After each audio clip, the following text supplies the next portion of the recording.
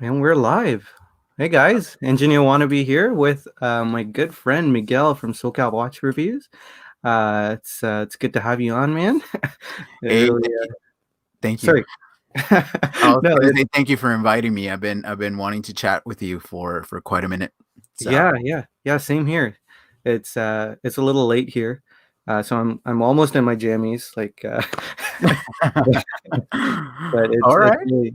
really good to have you. It's weird. We were just chatting like a few seconds ago, so it feels like we're reintroducing. Right, right. Yeah, I It know feels it's kind of a funny. little odd, but no, it's great to have you. And yeah, let me know what are you wearing today? On So yeah, absolutely. So today I am rocking something I don't wear very often, but it's my Neo Vintage Omega Speedmaster. This is a reference number 3511-50. JDM model is mid 90s, right? So they came out with this Value 7750 on it. A lot of people kind of poo-poo on the automatic speedmasters because they're purists and they say that this is not a moonwatch or yada yada yada. I don't really care about that. I care more about the aesthetics, the way that it looks, the way that it feels, what it represents, right? And knowing that I have something on the wrist that not everybody else has really makes me happy. And at the end of the day, that's what I keep telling people that on the podcast and on my channel is buy what you like, wear what you like, don't follow trends, be you, right? So if you want a pink strap, you put on a pink strap or whatever you like. So that's yeah, what I'm wearing today. Omega yeah, Speedmaster. very nice. It's yeah, I used to have a Speedmaster Racing as well back a couple of Nice. months ago. Really nice at 38 millimeter. I think it's almost the same as what you have. Yeah, pretty much the Um, same. Yep. yeah, What are you rocking? 1750. Yeah, and it was nice to own. But yeah, I fell down the Grand Seiko rabbit hole pretty quickly, and I had to bail on the Speedmaster. Hey, Grand Seiko's awesome, man. So yeah. Yeah, yeah. So what are So you're wearing your Oris? yeah, tonight Your I'm baby? wearing brand new acquisition, the Oris Big Crown Pro Pilot with the blue Mm, dial. yeah. It says it's a big date, but it's actually just a bigger date, not the actual big date complication, Okay. um, which has two date discs, one with the 1 to 0 and the other with the 0 to 9. Okay. So this doesn't have an actual big date, but yeah, really impressed with this. Nice. Been kind of hankering for an IWC, especially since I saw the video from Penny, uh, the one with her Le Petit Prince. It's a really nice piece, and this is Yep. really like scratching that IWC itch, which I really don't want to get into. Yeah, for sure. Hey, shout out to Penny. I don't know if she's watching, but she's been a supporter of the channel, and anybody watching, go definitely support her channel. Yes, Do you remember the name of her channel? yes, all in her movements. All in Her Movements. There you Yeah, go. Yeah, yeah, absolutely. And the last video was crazy. She was taking us through this journey of Rolex and kind of talking to her AD about getting a Kermit, right? And, yeah, and it's sad that they kind of give her the runaround even though she has the money, and it's crazy. It's like it makes me not like Rolex, yeah. and I know what they're trying to do, trying to move up market and position themselves as like the next Patek. I'm making assumptions, speculations. Don't get angry with me, but I don't, it just doesn't speak to me. That's why Omega is kind of more for the people. And I like Omega a little bit more. I love the Rolex designs, don't get me wrong. Rolex Submariner, any reference will do for me, and it's my grail. But honestly, it's just what they're doing is just not you know, Yeah, not I hear making you. me like them. So, For sure, yeah. Penny is actually here. So there's Penny. Love to watch. oh, there you go. Love the watch. Hey Yeah, guys, good to what's see you, up? What's Penny. up, Penny? What's Yeah, up? so guys, don't forget to check out her channel. She's Yep. a real character in the best way. Absolutely. Great And storyteller. Great yeah, storyteller. I love the story with the IWC. I was driving while listening to it, clutching at the steering wheel, That's wondering funny. what's going to happen next. If she's going to keep it, if she's going to sell it. Yeah. We'll Yeah, see. We'll see. But I'm pretty confident as far as the Rolex. She's definitely going to get that Rolex sub no date, if I remember correctly. So, yeah, hey, best of luck to you, Penny. Whatever you get, congratulations ahead of time. And I can't wait to see that video. yeah. Steven's here as well. Hey, Steven, good to see you. Hey, what up, Steven? Hey there, Sanjay Miguel. What's up, buddy? Leia's here. Hey, Leia, good to see you as well. So starting to get a few guys in, and Awesome. All guys right, cool. who are usually sleeping at this hour Well, hey, or at work. it's for those watching. I'm in Southern California at 7:06 p.m. my time. So you are in Canada, and it is 3 hours ahead. Toronto. Yep, 3 hours ahead. So it's almost the whistling hour, as they say. 10:10. Hey, well, thank you for having me on so late because I know your kids are asleep. Your wife is probably going like, "What are you doing? I live stream with a guy at 10. What do you mean?" So I No, appreciate you taking the time. thank you. Thank What's you so much up? for What's coming. up, Josh? Yeah, good to see you, Town Watch. So yeah. Oh, Matthew's here too. Good to see you, Matthew. There you Hope go. you're doing well. 11 a.m. at Leia's. Okay, cool. Stephen, our time can be hard. Yeah. Everybody should tell us what they're wearing. Yes. And Yep. No, I don't mean absolutely. clothing because I know a lot of you guys are in your jammies. I'm talking about on your wrist. Yeah. Unless you want to Yeah. go down that route, but that's a different channel. So Wonder if Matthew's wearing your Glasuta Ordinal Panamatic. That's a really cool watch. But yeah, yeah, let us know what you guys are wearing. But let's transition into what we're here to talk about. Uh, absolutely. let's talk about you, Miguel. Oh, I was okay. All right. I wanted to ask. Last week, I think it was last week, or maybe it was 2 weeks ago. I had Eric on, and we were talking about watch collecting and what makes us Okay. collectors. And Sure. I wanted to ask you, Miguel, whether you consider yourself a collector or a watch enthusiast. That's a great question. I've debated with that myself, and it's like, well, I mean, I know collectors are very, I don't want to say the word eclectic, but I know they collect specific things, right? So it could be a specific model, a specific type of watch, and to be honest with you, I just buy what speaks to me. So does that make me a collector? I don't know. Does it make me a watch enthusiast? Absolutely. Am I a watch enthusiast? Yes. So if I had to categorize myself, I would say more of a watch enthusiast. And I'll give you an example. So a lot of guys like vintage watches, a lot of guys and girls don't like vintage watches, and vice versa. But it's hard to find people that have mixtures in their collection. But I'll give you an example. So Neo Vintage Omega Speedmaster, SPB 143. But then I got a Buloba Railroad Approved, right, from the 60s, and then another 60s or 1950s, I forget, Gerard Perigo. And these things are tiny compared to this guy, and especially compared to this guy. So what does this make me? Just a watch enthusiast, really, because I see the fun in every watch. It doesn't matter if it's a new watch, an old watch, a gold watch, a stainless steel watch. At the end of the day, the thing is that I just love these timepieces, right? Whatever they are. So no, I'm not a collector. Maybe in the future, right? So if I get rid of a lot of my pieces and really have a focus on what I want to collect, then I would consider myself a collector. What about you, man? Yeah, that's a great answer. It's really cool to see your pieces. I'm glad you brought them on. Oh yeah, Uh, I had to, and I'm not. By the way, I'm not showing anything off or oh anything. no And no. I know things come across the wrong way with people because believe me, it's like I see it all the time. Like, oh, that guy is flexing or something. Believe me, these things are worthless. Like, it's not worth a lot of money, but sentimentally, this is a watch my dad gave me and off his wrist. And I always talk about this on the podcast, and this means a lot to me, right? So Mhm. not this, but here. So anyway, Yeah. I digress. I'm an Absolutely enthusiast. priceless when it comes to its value. Yeah. Um, yeah, no, I've heard about the Bulova many times, and I was Okay. trying to before you came on. I was trying to guess what you'd wear because I feel like I know your collection. Ooh. And I was like, he's still in the honeymoon phase Ah. with the SPB 143. Yeah. I'm gonna guess he's gonna wear the SPB I don't know. 143. I was debating whether one of these two, just because micro brands, and I don't know how you feel about micro brands. You kind of talk about them, right? But we got the Notice. I haven't worn this one in a while. This one was actually gifted to me. The second hour's second hour gin clear diver, right? Right. Yeah. It's an awesome piece. And then I was in love with this guy for such a long time. I'm never gonna sell it, but the SARP Yeah. 033, and this is the guy that got me into watch collecting, like really officially. SKX Right. 007. Yeah. Yeah, Such a the charming watch.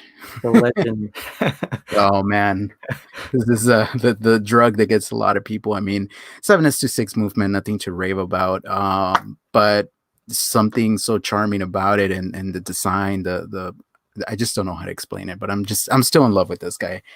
6 years later, so Yeah, yeah, for sure.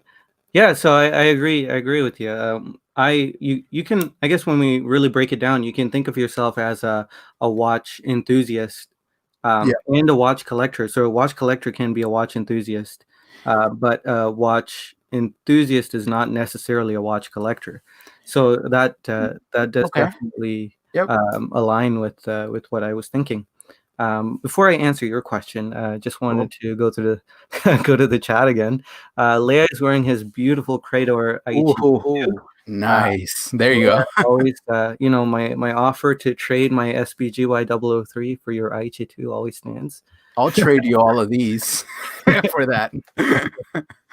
Matthew is wearing his Glasuto Original Panameric Nice. winner, the fourth. Very nice. Beautiful, beautiful That was watch. very cool. Nice. Penny is wearing the Speedy Trilogy. Ooh, there Still you on the meter, go. Penny. Um, And Town Watch is wearing Oh, his Citizen ProMaster Tough. on the Artham. These straps are amazing, by the way. We're not sponsored by them or anything, but these Yeah, sail cloud straps from Artham. Woo. yeah, yeah. Next level, I've been man. Next tempted. level. I've been tempted. Steven's wearing his SBGN 003 Grand Seiko. Beautiful watch, Steven. Nice. Just saw Nice. it on your Instagram as well. Um, yeah, so I think. Oh, Matthew has a 1965 Accutron. Oh, there you go. There you go. That's what's up. Yeah. Leia was laughing at at my trade offer. He's like, I'll take your watch plus 50 grand, then let's do it. Yeah, yeah. Yeah, yeah. So let me answer the question. I Sure. did answer it last time to some of you guys who are already watching, but really quickly, I used to be what would you call it? And just an enthusiast. I had a mishmash of stuff in my collection, and I had a bit of a reckoning, or I was thinking, okay, I have these pieces. I had the El Primero, the Speedmaster, and I had everything I was supposed to have. As a watch watch enthusiast, right? Right. Right. And I was thinking, yeah, none of these pieces get my heart racing. None of these pieces. They're really cool. They're beautiful. They have amazing stories behind them, but they never get me going. And I thought, the one brand that does get me going is Seiko Grand Seiko.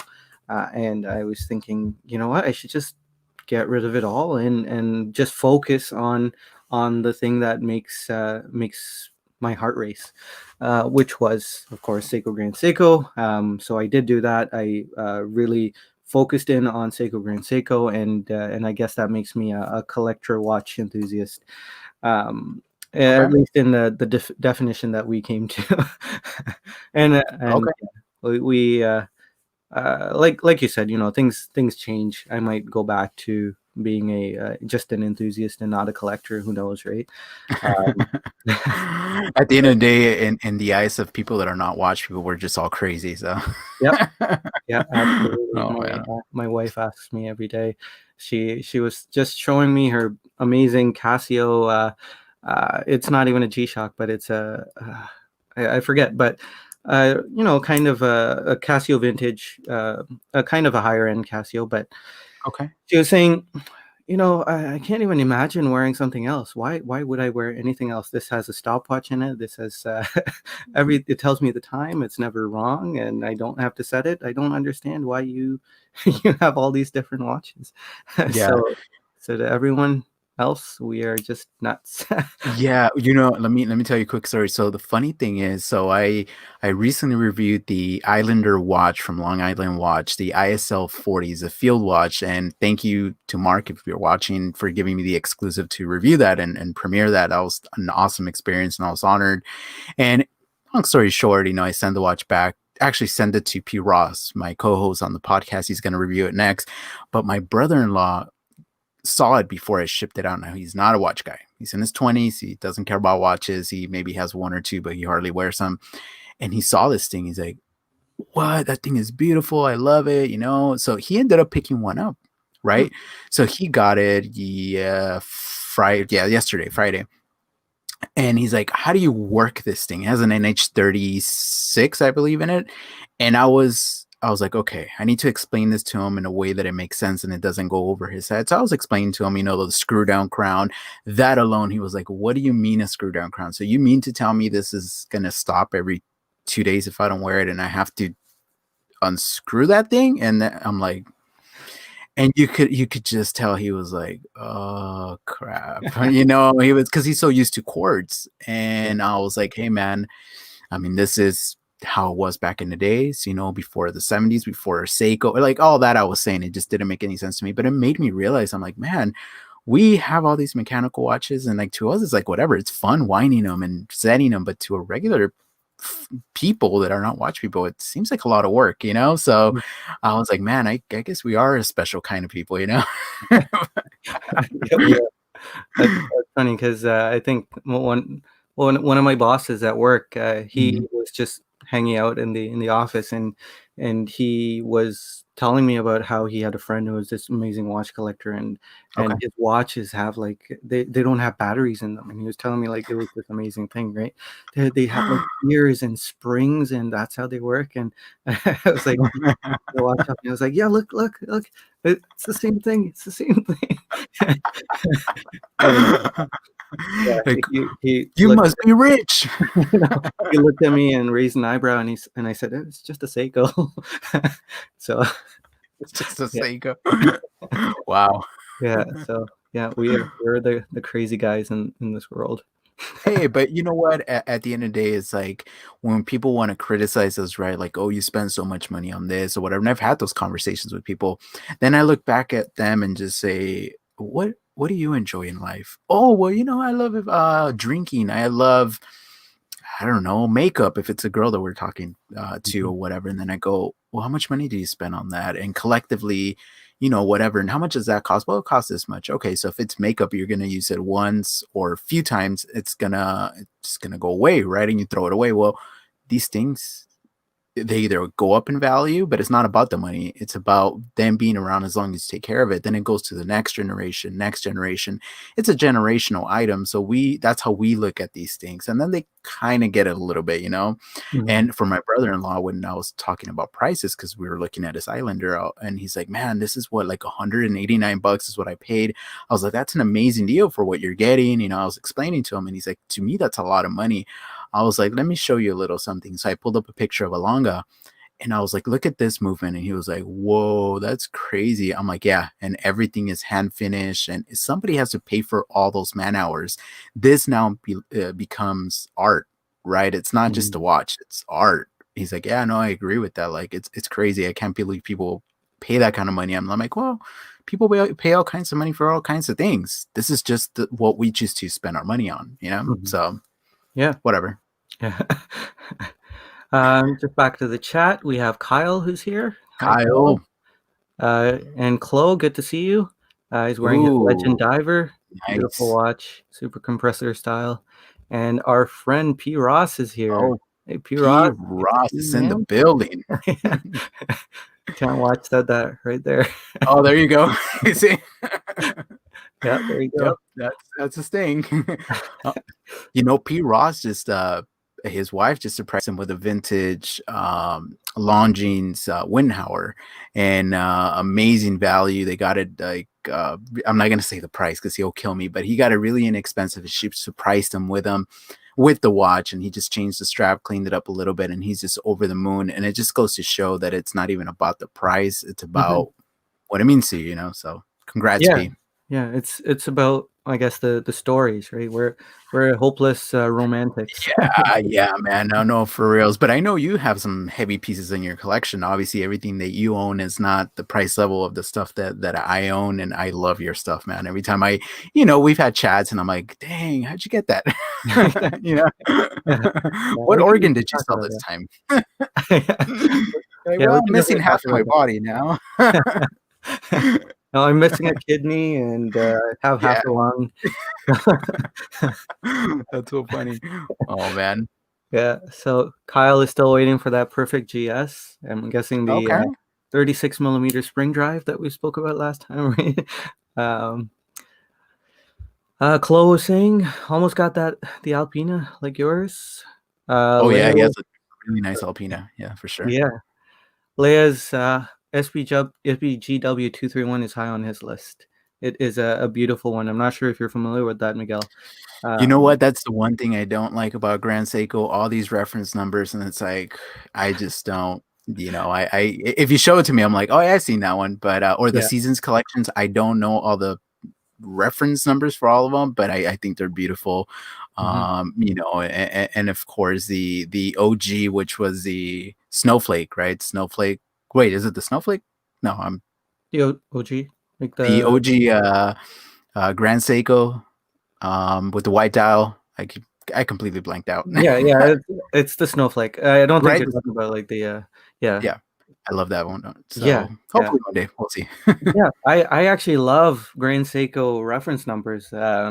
There's so much information in them. Like I'm sure there's a lot of information in other reference numbers as well if you know what to look for. Like with Okay. Omega, I always look around to see if there's a 40 or a 44 somewhere. That way I know what size that watch is, in their long string of characters. Okay. But with Grand Seiko, there's a lot of information in SBGW 231. The SB usually is there. GW. So I guess the interesting one would be the W. A W would be an automatic manual wind. Um, and What yeah, so about the the GK? What does GK stand for? GK would be a manual wind as well, uh, but it is a higher end one, and um, it has a power reserve indicator on it. So the K is a slightly different movement. It has a power reserve indicator and a small seconds. And then there's the SBGH, which is a high beat. Okay. SBGA is three-hander spring drive with power reserve. Um, and yeah, SBGM is an automatic GMT. So you have like a lot of information there that you can if you go down the rabbit hole far enough, you kind of memorize Wow. it. Are you sure you're not an AD for Grand Seiko? I mean, come on. Yeah, you know a lot about Grand Seiko. Oh, not really. I'm still scratching the surface, but So let me ask you something. So Grand Seiko, we all know the story, between Grand Seiko, King Seiko. Obviously, King Seiko just kind of, I don't know if it's a revival, but obviously they came out with that one limited edition, right? 3,000 pieces. How do you feel about that? And do you think King Seiko is going to be making a comeback? And if it does, how is it going to be in line with Grand Seiko? Or is it going to be parallel with Grand Seiko? Or, I mean, what are your thoughts? I'm just kind of, I was thinking about that. yeah, I've been thinking about that too. I at least from the information we know right now, I don't think King Seiko is making a comeback per se. Mhm. I mean, they did split Grand Seiko off into its own company, Right, so now Grand Seiko is separate from Seiko Holdings Corporation, I think. right. But King Seiko it's really just basically a Seiko model. So it's an SJE model, meaning it has the higher end, really slim movement that the previous SJE models have had, and it just is got that branding and that case design. So I mean, at least from the information we have right now, I don't think they're about to restart the war between the two factories to try and one up each other. I don't think there's a need for that anymore because once now in the environment we're in right now, we're not pushing technology as much as we used to. I don't think Grand Seiko still is pushing technology. Like they just released a tourbillon movement, the T0. Um, so really, really amazing stuff that Grand Seiko is really innovating and pushing forward in. But I don't think Seiko is going to try and steal some of that thunder. I think they're going to try and keep pushing Grand Seiko up, while Seiko is going to try and meet the area where Grand Seiko used to be. Yeah, Seiko is just in general just going way, way up there, which is unfortunate, but in a sense, kind of has to happen for them. Or hypothetically, Yeah. Grand Seiko, King Seiko, Seiko, maybe. Who knows? Yeah, it could happen. That would be interesting for sure. Because yeah, it would mean that Seiko literally made something to replace Grand Seiko, which was under their umbrella at first, right? So King Seiko would Correct. take that position, which Yeah. is definitely feasible. It's plausible. Yeah. So yeah, So if you're watching this in the future, thank us. I'm just kidding. yeah. No, I'm just kidding. Um, all in improvements are Penny. Do either of you see an endpoint for yourselves in Oh, acquiring watches, or have a collection size max? That's a great wow. question. Are we ending this call now? Because I don't want to answer that question. I'm just kidding. You can go first. You can go first. I'm still digesting the question. Yeah. Okay. Yeah. That's a good question. I tend to go deep with these questions in a sense.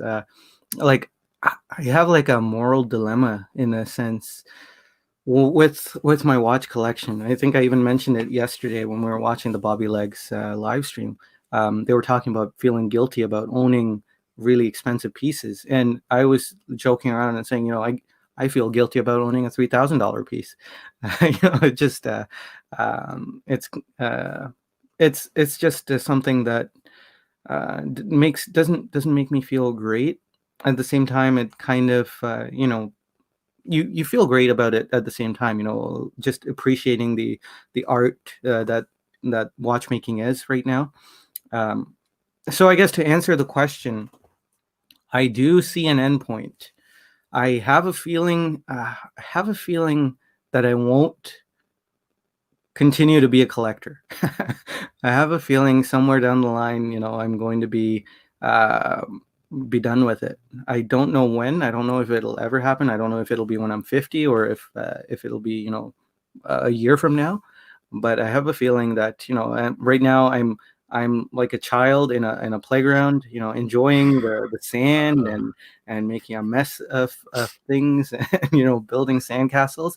And one day, my dad's gonna come and say, "All right, you're done playing. Let's go." So yeah, that's what I feel at least.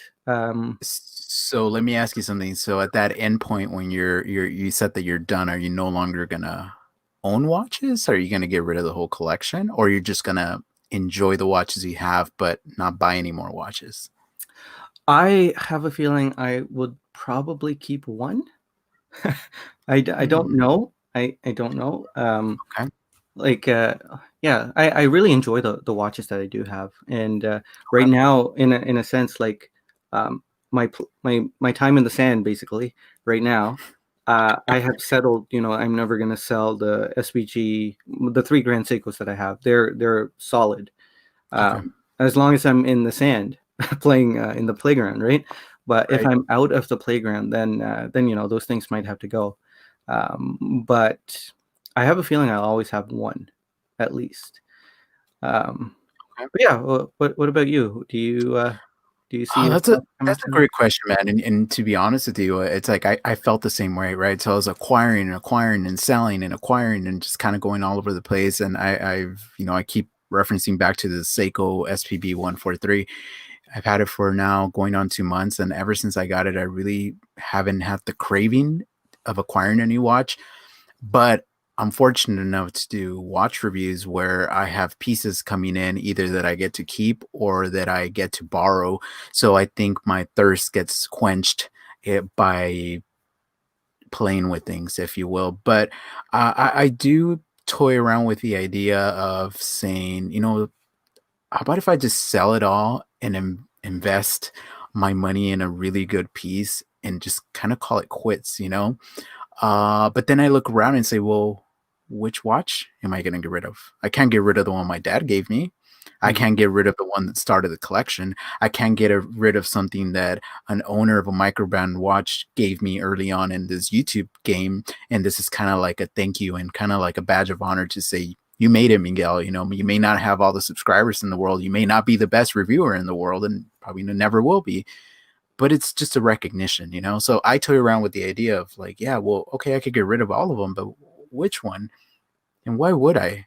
That's why I have a job. That's why I'm going to keep working. But I do get to the point where it's like, am I hoarding these things? Because now it's getting to the point where I have over 20 watches and I don't get to wear them. I mean, my dad's watch, I've worn it since I got it like 3 years ago now, maybe one time or two times. But again, it's a sentimental thing. So Hmm. to answer Penny's question, I think I'll probably stop in the future, stop like buying so many watches, and I will just focus on a few core pieces, if you will, if core pieces are 20 or whatever. But at that point, I mean, if I've had these watches for 20 years and they each are going to carry a story on, and whether I pass it on to my son or to a family member, I don't know. But I don't have a $3,000 watch in my collection, and I don't know if I ever will because I don't know. I've just really thought about how much money is too much money to spend on this because I feel selfish, to be honest with you.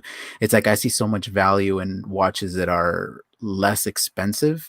Not to say that more expensive watches are not worth the money. That's not what I'm saying. But just to me, it's like I rather put the money aside for a vacation, for retirement, for my son, and just kind of play around with watches. Let's just call it $1,200 and less, you know? And will that change? Yeah, possibly. Like I said, if I get rid of a few pieces in the collection and I acquire a little bit more money from YouTube, then yeah, sure, why not? I want a Rolex Submariner in the collection at one point. Is it going to happen? I don't know, but that will be my ultimate grail. And it's not to show off or anything, it's just a personal accomplishment. So I don't know if that answers Penny's question, but that's just my feeling. I don't know. Yeah, yeah. So, say you did get that Rolex Submariner, do you think you're gonna stop at that point? For sure, man. I mean, honestly, even with the Seiko that I got, I'm pretty much feeling like I'm done. Like I don't need anything else, you know. But if I ever were to get that Rolex, I've wanted that since I was a little kid, and it wasn't about Rolex being this like you made it, you're rich, or it was never about that. It was about the Mm. aesthetic that I was like, something about that watch is so cool. I don't know why I like it, but it's really cool, you know. So yeah, I think once I get that, I could pretty much call it quits. Now, is it going to happen that I acquired or that I acquired it and call it quits? I don't know, and I don't want to make any promises, but we'll see. Yeah. Yeah. Yeah, I don't, let's just say if my time in the sand does not end, and I do get to, come to a point where I am satisfied with the collection, I don't think that'll happen. I don't, at least not with me. Um, See, like when I felt like I was climbing up the ladder and I did get to the Zenith El Yeah. Primero, Mhm. I was pretty satisfied for a while, but then I was like, you know what? I had more fun down the ladder, and so I went down the ladder again. But then you keep going up one rung, going down another rung, and it just you learn along the way. So I Sure. I suppose in the end, if I get to the point where I'm really satisfied with what I've learned, then that might bring me to a point where I slow down. But at the moment, I'm just having so much fun, learning about all these different brands. Lately I've been learning about independence, which is a Oh, whole other ball game when it comes oh to yeah. Yeah. Now, prices. what? Let me ask you something, since you probably know more than I do, or probably somebody in the comment section. How do you feel about Ming watches? I mean, they're not really a micro brand; it's an independent, right at this point, right? Yeah, that's a good question. I really like Ming. I like I that they love Ming. have they have like a unique they have like a signature, right? Which I think is really nice, which is really rare nowadays, right? You know what The it is? It's not just the case shape, but the hands. Yeah, Every model that you see the hands, you know it's a Ming from a mile away. And yeah. you're right. It's very distinct and very hard nowadays to say, haha, that's what it is, you know, from far away. Very hard. So yeah, I applaud Ming. Yeah, exactly. Yeah, and that's what really draws me to Ming. At least, I think we have like a similar mindset when we come to originality, right? Because you don't love homage watches, and I'm on the same boat. I don't mind them, but I don't love them, and I don't think I'd ever put my money down for some kind of homage because I value that originality. Yeah. But then everything is. Um, like I think Eric mentioned everything is like an homage of everything else. People get inspiration from one another. I But think okay, so let's define this because I know I think people get it mixed up, right? And they go, you guys are either ill-informed or you don't know what you're talking about. Everything's an homage of it, and it's not. When we say homage, is not, well, look at the hands, they kind of resemble something else. That's not what we're talking about. We're talking a one-to-one carbon copy of another watch, Pagani design. That is not an homage. That is a, I don't want to say replica with a different name, but let's call it a replica with a different name. That is not an homage. That is like a one-to-one copy. So that's what I have a problem with. I have a problem wearing something that looks exactly like something else. Now, if the hands, the case, whatever looks like something else, but everything else looks different, then it's okay. That my opinion. How about you? Mhm. Is that how you feel? Yeah, that's actually bang on exactly how I feel. Okay, So perfect. Got it. yeah, Just want to clarify for everybody out there. yeah, yeah. I guess yeah, everyone has a different definition of homage, so that's Right, correct, that correct. Yeah. we did clarify that. In my head, homage was basically what you called a replica with a different name on it. In my head, that's an homage, but in the traditional definition of the word, homage means paying reverence to something, right? Correct. Or Correct. flattery, Yeah, taking inspiration from. absolutely. Yeah. So, and I think the traditional definition of the word, I do like homage watches, like say NTH or something. I've been really keen on some Yeah. NTH watches. They take a little bit of inspiration from here and there, and they put something together. Laurier, they do that as well. Right. Um, so yeah, I'm pretty keen on those. But when it comes to a carbon copy of something, uh, Correct. Correct. while I wouldn't fault someone for wanting to own, say, that Pagani design, and I wouldn't look down on them or anything. Right. Right. Um, Correct. Personally, for us, I'm pretty sure we both have the same view here. Personally, we would prefer something original like that, and Ming really brings that forward, which is something I value. uh, Yeah, good luck getting one though. I'm like, geez, they're super hard to get. And on the secondary market, I went on eBay just to check the prices. They're selling for like 6,000, 5,000. I'm like, whoa, I don't think the retail is that expensive, right? They're like $1,000 or a little bit less. yeah. It's crazy. That's crazy. Okay, Just so like Jorn, right? Jorn, I mean, it's crazy. I mean, people are going nuts over Jorn right now, and the prices yeah. are just climbing, especially with Mr. Wonderful going around the internet saying that they're investments and they're gonna go up. And it's like, yeah, just be quiet.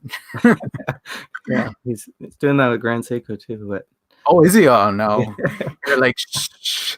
Yeah. No, I think what was it? Watchfinder did a video recently. They did a video on the Chopard LUC. It's a beautiful watch with Roman numerals and white dial. It looks like an enamel dial or a porcelain dial, and it sells for next to nothing. And when I saw Watchfinder do a video on it, I was just holding my head in my hands, thinking, "Oh no, this is gonna climb." Well, they did a video. I don't. It was it why Grand Seiko is better than Rolex? They've done a few Was of that in those. my dreams? I don't know. No, no, they've done like three of those, I think. Okay, okay. I'm like, I wonder if they just have a lot of stock in their inventory and they're like, how do we move these guys? All right, I Yeah, got it. yeah, conflict of interest there for sure. But yeah, let's blow through the chat because we're a little behind. Ooh, nice IW Scout gun. Okay. Yeah, beautiful. Watch medicine. Hey, good to see you, Bobby. Uh, Ross says, shout out Shout out to to Town Talon Watch Watch Josh. Josh. What's good? Um, What in P Raw's voice. Oh, I'm on the way. Purse. It's yeah, wow. so Steven is purging his collection. Um, Okay, good, good. 14 pieces. That's pretty good. I wish I could see that 003 in person. GS Beverly Hills let me try on the 002. It was really special. The 002 is Nice. the snowflake dial of the watch that I have. It's really, really similar, Kyle. So you pretty much did try on the SBG Y003. Uh, Great watch. Yep. Yep. IWC Top Gun. Great watch. So let's see. Let's try to catch up. Yeah, there's a lot of things doing good. P Raw's. Hope all is well. And Yeah. he's speaking to us from the dungeon, I'm assuming. There you go, Average Joe. Good to Mr. see you, Wonderful man. stated that the Grand Seiko is the ultimate entry-level luxury watch. Wow, entry level. Yeah. All right, how do you feel about that? How do you feel about that statement right there that Mr. Wonderful said? Yeah, Mr. It's entry level for Mr. Wonderful. Yeah, to him is like a Pagani design. I'm just Yeah. kidding. That kind of entry level, not the yeah. I don't want people to get my words twisted here. Entry level and price point, all right. Yeah. Leo was saying I probably won't get any Ming if they keep the same selling strategy. Yeah. Yeah, it So what seems is their like selling strategy? You gotta be on a waiting list, or how does I have no idea how to I'm not too well versed in it, but I feel like they were trying to capitalize on their fame basically. Mm, okay. Basically they sold out really quick, and a lot of people were kind of disappointed with Ming. They were taking Oh, advantage basically.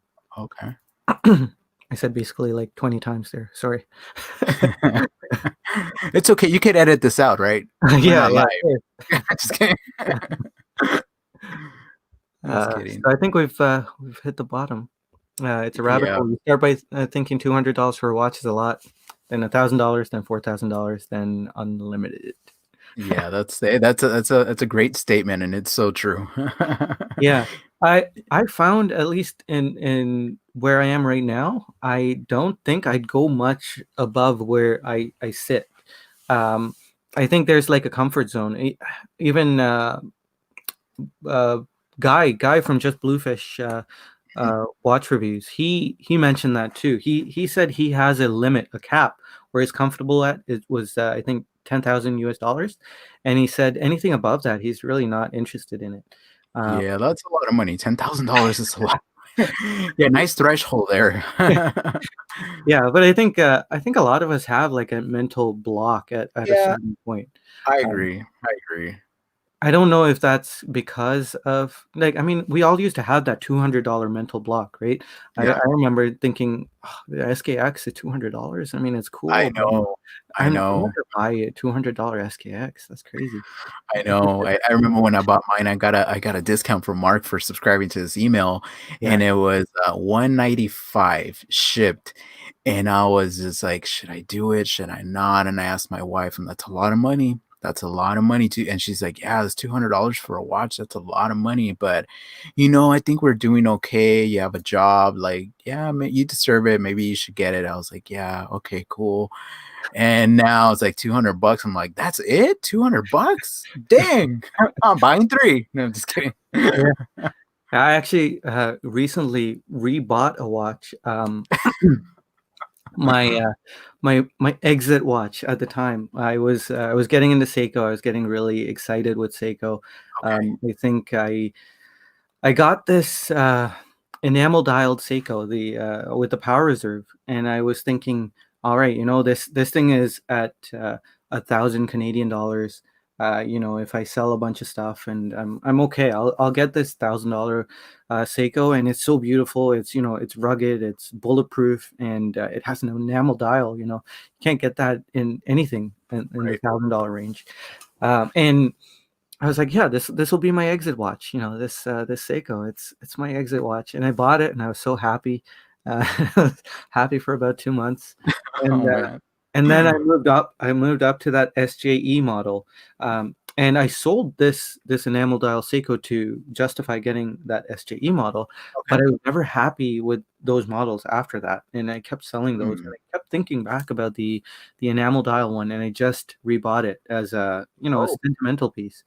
Um, I actually rebought it previously one other time from a local Craigslist kind of classifieds thing, okay. and I got kind of burned on it. I think it was dropped. It Oh was no. advertised as mint condition. I get to I get to the place, and it's like scuffed up and scratched, and I'm like, oh man, Oh this. man. That's far from it. And I told him, I can't give you what you asked me for. But I was still thinking, this is that watch. It's kind of hard to come by at that point in time. Um, and I was thinking, I'll still get it. And then I set the watch in the car in the parking lot, and I go home, and it's lost 40 seconds. I was Oh like, oh great, this thing's probably man. been dropped, and and yeah, it didn't do too well, and I did sell it at a massive loss. Should have But called the guy up, man. Like, hey, what the heck?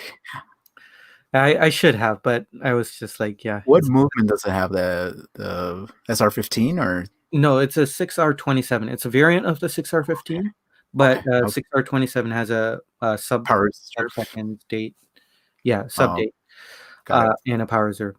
got it. Okay, cool. Yeah, yeah. So I was super excited to get that piece, just to keep in my collection. S- Um, What is so it many running? so 50, many 50 pictures. hour power reserve or Sorry. 50-hour power reserve on that guy? Yeah, yeah. Yeah.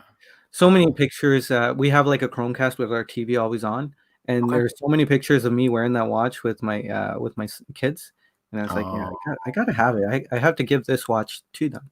Like this is the watch that I have to pass on. yeah, man. Yeah. Well, I always think about that, right? So I know I've heard people say, you know what, I remember my grandfather or my dad or whatever always wearing that whatever watch. And when we thought of that person, it was always with that watch. And I always think of that, like when people think about me or my family thinks about me, what watch are they gonna think of me? I'm constantly changing watches, and it's like that romanticism of saying that would be kind of cool to have one watch in your collection, just be the watch that everybody knows you by, you know. But us as watch people, that's kind of crazy, right? Yeah, it's hard. I mean, I start to Yeah. get the sweats when I wear the same watch for 3 days in a row. So It's burning my wrist. Take it off. yeah. Let's go back to the chat. Leo was saying, "Yep, also included in my selling strategy. They haven't prepared the watches well while they sell them." Not sure what Okay. you're talking about, Leo, but I don't know what they mean by that. Steven's wearing his AP, the offshore, beautiful piece. I think it has yellow accents. It's a big piece. It's really nice, Nice. Steven. Close says his limit is 2,000. Yeah, Okay. that's fair. One Canon, is you're here. Hey, my my girl. grill is a 9S A5 movement in a 38-39 millimeter case. Yeah, I agree. The 9S, that's a new Grand Seiko movement. The 9S A5 would be the high beat. It's really high end, and one of the most beautiful machine finished movements you would ever see. They look like I don't know, like a Langa maybe. It's Wow. so beautiful. You really have to. Well, let's actually let me share the screen and show it off to you guys. Yeah, please do. Now, how much are these watches? What are we talking? They're up there. Um, Okay. not to the longer extent. So let's see. So this is the 9SA5 movement right here. Wow. It's truly something beautiful. I really like the skeletonized rotor. And yeah, this in a 38 millimeter watch would be stunning. Right now, it's on the SLGH 003, which is around. That's this guy actually. Oh, okay. Uh, it's I think it's around 13,000 Canadian dollars, so around Oh, 10,000 US. that's still not bad though. I mean, for the finishing and what you get and everything. Yeah, I yeah, just hope that the display case back they don't put the lion on top of the thing because they always kill it with the little printing on the case back. I don't like when they do that. no, they didn't do it with this guy. So they're really showing it off. Ah, that's cool. That's beautiful. Yeah, it really is something else. That's crazy. Wow. Yeah, I would love to see one in the metal. That'd be awesome. yeah, yeah. I hope to see one soon. Hopefully, we're right now under lockdown, like full Oh, lockdown, okay. so things have grinded down to a halt. Oh man. So, All right. Hey, better safe than sorry, right? So yeah, yeah. that's what it is. Um, Matthew asked, "Does the enamel dial Seiko have a retrograde complication?" Not this one, not the one that I have. I think there is a version that has a retrograde day indicator, but my one is just the SPB 045. Uh, Let me bring that up for you guys. So Really simple. It's a date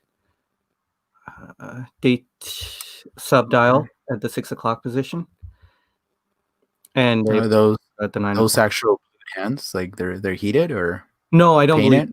I don't believe so. Okay. They look very different to actual heat blued thermally blued hands.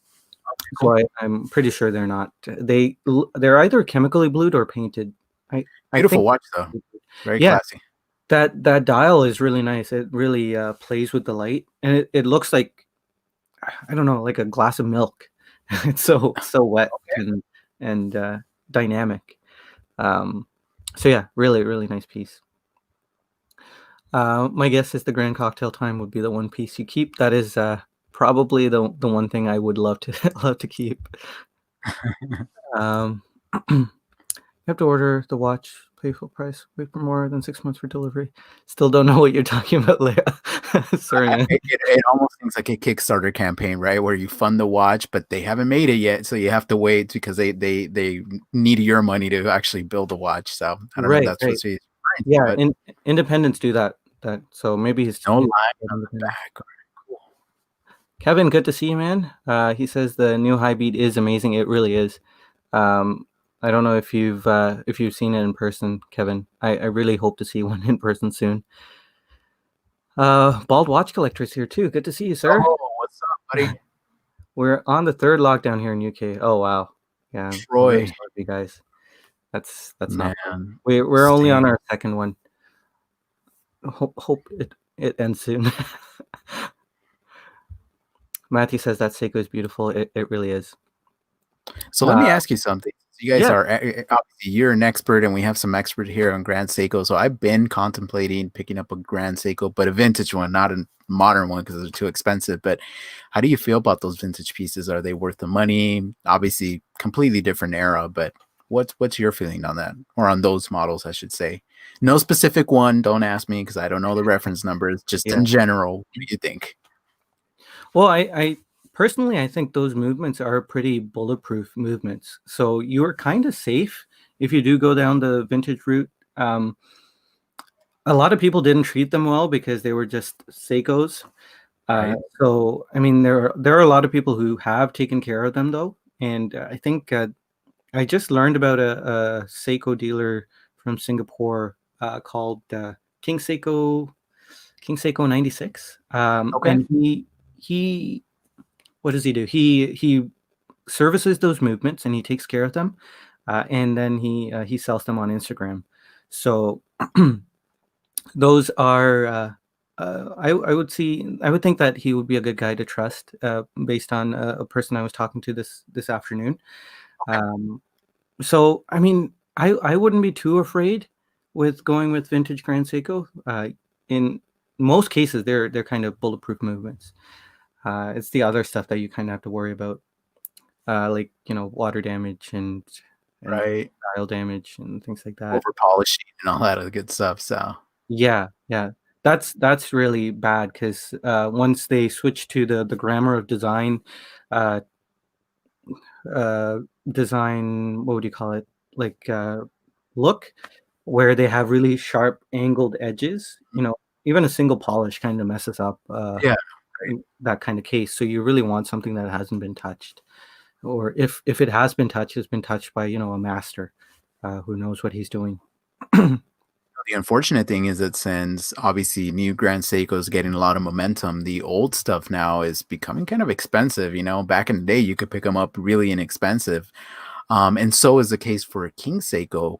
A lot of the vintage stuff was pretty much they were giving it away, but now it's definitely creeping up in value. And now with the announcement, of course, of King Seiko, the new King Seiko limited edition coming out, same things happening to the vintage King Seikos that are going up in price. So it's like, man, are you kidding me? What's next? The Yeah. Lormatics are going to go up to, and the King Quartz, and I don't know, some other cool models out there that I'm like, I have my eyes on those. Not yet, but maybe in the future I'll purchase one. But now they're getting kind of expensive. So Yeah, they're climbing. I've been kind of watching because I'm so concerned about dipping into vintage. ooh, do it.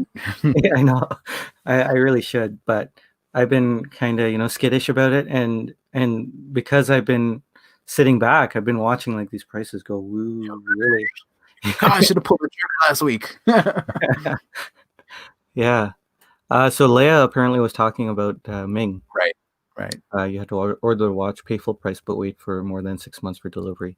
They should at least say like a deposit, right? I mean, if you're not going to get the watch for 6 months, it should say give us at least a percentage of the watch, and then when it's ready, pay the rest. Not full price. I mean, come on.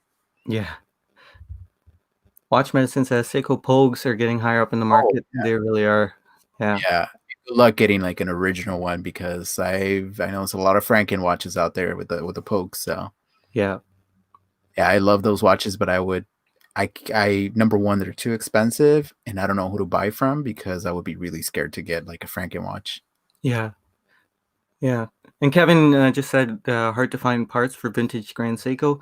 That's Yeah. true. And vintage King Seiko too, especially. I, I was actually talking to someone about a vintage King Seiko today, and I know that there is a failure point on the hacking seconds in the 44 KS, which is basically the one that they're remaking.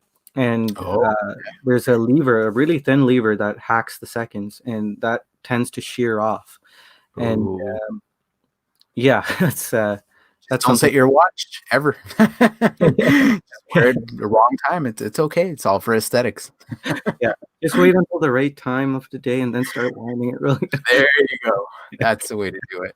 No, it's tough. It's one of those things that yeah, you want to dip your toes into vintage, but if you don't know a good watchmaker, or even if you do, getting the right parts for it, or if they're obsolete, that's always kind of scary. You know what I mean? So Mhm. that's my fear for Grand Seiko and King Seiko because I was looking at the Grand Seiko and I'm like, yeah, they're about $700-800. That's not pocket change. That's a lot of money, especially for something that you get and it may not work. So it's like, dang, that's a lot of Yeah, money. yeah. Well, give me a second, real quick, Miguel. My laptop's actually dying, which is Oh no. So I guess I need to entertain you guys. I have no access to your comments, but I will start dancing like a TikTok video. So here we go. No, I'm just kidding. I'm good. You're like, please don't. I'm back. Um, Kevin says he stays away from vintage, too much of a minefield. I agree in general. It's very true. It's very true. Jonathan is asking, good to see you, Jonathan, by the way. Where can you go to service a vintage Grand Seiko? Great question. I don't know. I think a lot of competent watchmakers should be able to deal with those. They aren't really difficult. They don't have crazy complications or anything. So at least if according to what I would think, I'm no watchmaker, but I would think it would be easier to get it dealt with. Yeah. El Primero doesn't hack. That's true. It's old school. Seiko bullhead, yeah. Or the Citizen bullhead's pretty cool too. Yeah. Bobby's asking, what's your virtual background? This is my house. What are you talking about? No, if he's asking, I don't know. I just got it off Google. I don't know. Yeah, I'm pretty sure you don't want to see a green screen in the ugly place where I'm filming out of. So, yeah. And you don't have a virtual background, right? You just That's have funny. No, I'm just in my bedroom actually. So okay, cool. yeah. Well, having some connection issues.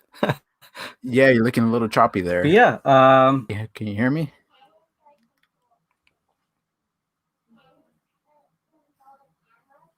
How's it going, buddy? Are you back? I I am. back? Are we back? Are we live? I have no idea what happened. Yeah, I don't know either. I think something happened with StreamYard because it gave me an error message, booted me out. Okay.